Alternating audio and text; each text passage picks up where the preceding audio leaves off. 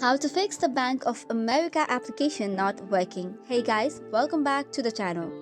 If your Bank of America application is not working, here are three steps that you can apply. The very first one would be updating the application.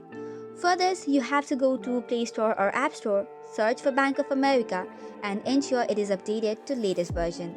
Second step, long press Bank of America and then go to App Info.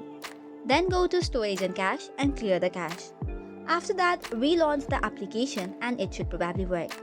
However, if it does not, you will have to uninstall the application once, then go to App Store again and then install it.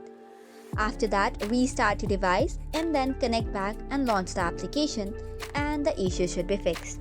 However, make sure you have a stable internet connection and also the issue is not from the server side. That is all for today's video. For more such contents, do not forget to hit the like and subscribe button. Thank you and keep watching.